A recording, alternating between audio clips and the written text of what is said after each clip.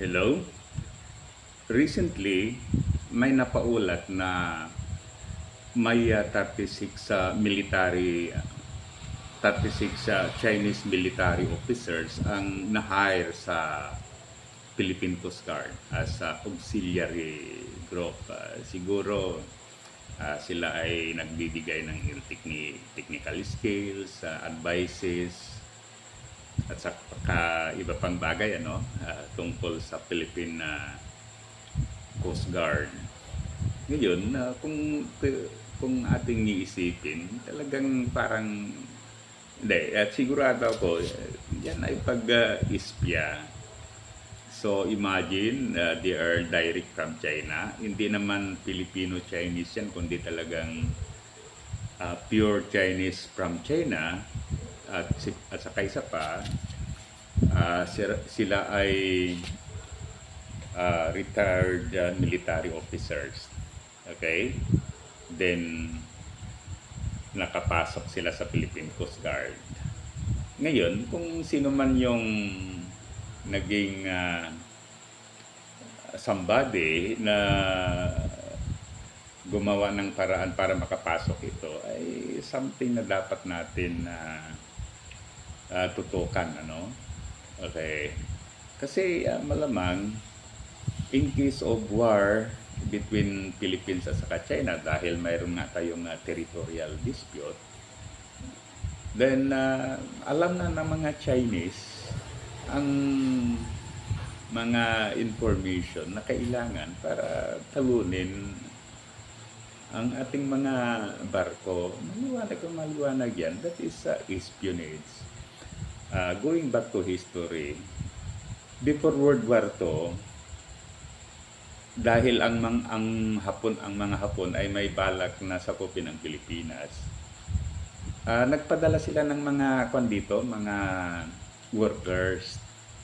Okay, kaya ayon sa ulat, dahil nung mga panahon na yun, ginagawa yung Kinon Road, maraming mga road na ginagawa. So, nagtatrabaho yung mga Hapon as a construction worker o labor.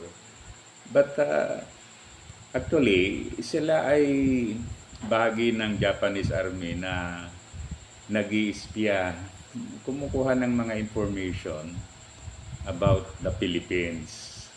Okay, kaya noong sumalakay sila dito, so marami na silang information. Okay. Ngayon, ganun din before World War II sa Germany, ganun din ang ginawa ni Hitler. Una, nagpadala siya ng mga espya, either as a businessman, a newspaperman, a student. Okay, so yan. Ngayon, ang purpose dyan para mag-gather ng information. In fact, ang naging uso noon ay halimbawa yung mga Germans ay nagtutur sa mga kalapit na bansa, yung mga bansa na gustong sakupin ng mga Aleman. Yan, maraming mga German na tourists na pumupunta diyan. So precisely, the purpose is to gather information. In fact, yung strategy ng mga Aleman sa kanilang pagsalakay, una raw, fifth column. Pagkatapos, yung mga airplanes nila, yung blitzkrieg. Okay, yung lightning war. Pagkatapos, pag blitzkrieg na, sira na yung defenses ng kalaban. Susunod yung mga panzers, mga panzers division, mga tanke, mga motorized vehicle. Pagkatapos yung the bulk of the German army. Okay, pagkatapos mapandoon yung mga SSAs o stormtroopers, at dahil kasi sila ang nagpo-police ng contour area. So in other words, ang masasabi natin, grabe ang naging epekto nito sa lakas militar natin kung pag-usapan yung mga barko. Kasi malamang nag-gather na nila yung information tungkol sa mga bagay-bagay na ito.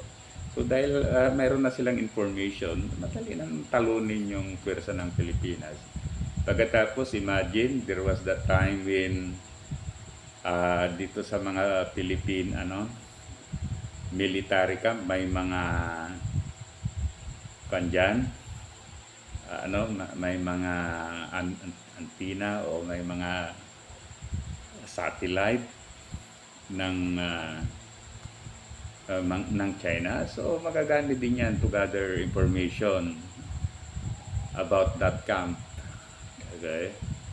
Kaya grabe ang nangyari, Then may kwento ko nga itong this what happened during 1970s, kasi noong 1970s talagang grabe yung competition ng USSR o kaya Russia at saka United States and their allies, Okay. Ngayon, ang mga KGB, yung mga spy ng mga Ruso o Soviet Union, CIA naman sa US. Ngayon, mayroon silang ni-bribe o binayaran na isang gwardiya ay na siguro may kasama ito. Binayaran sila ng millions para mabigyan lang sila ng yung pag-mold ng K. Not necessarily ibigay nila yung K, kundi ilagay lang yung parang molder para makapag-reproduce sila ng K with that, Okay. So, yun. Tinanggap nila, binayaran sila. Then, however, later on, it was found out na napasok ito ng mga Soviet Union o Ruso. Okay? Kaya, dahil dyan, talagang nagkaroon ng masusing investigation. Kasi, ang ibig sabihin niyan, yung facilities na pinasok ng mga Ruso, ay, yan yung facilities na kumukontrol sa mga computers na kumukontrol naman doon sa mga armas ng United States. So, grabe yung kapanyan, Kaya yan, nagkaroon ng investigation. Pagkatapos, after the investigation, pinalitan lahat yung pinalitan yung whatever na nandoon. Para, in other words, comes gera, hindi na alam yung ng mga Ruso yung mga bagong sit up. Kasi pag hindi babaguhin yon, malamang in case of war, talo ang mga American dahil alam na ng mga Ruso yung sit up ng pwersa ng Amerika. Kaya pinalitan yon. So the government spent billions and billions of dollars para mabago yung sit up. Okay, so ganon ka-importante yung pag alam mo na yung sit up ng mga kalaban. Okay? Ngayon, going back dito sa Pilipinas, ganon din ang situation. Kaya ang masasabi natin, yung pwersa natin o pwersa ng Coast Guard natin ay malamang nabawasan. Why? Kasi alam na ng mga kalaban kung paano sila nag-ooperate, kung saan sila, and so on, Okay? So, muli, thank you. Sana i-like at saka subscribe sa ating YouTube channel. Mabuhay tayong mga Pilipino.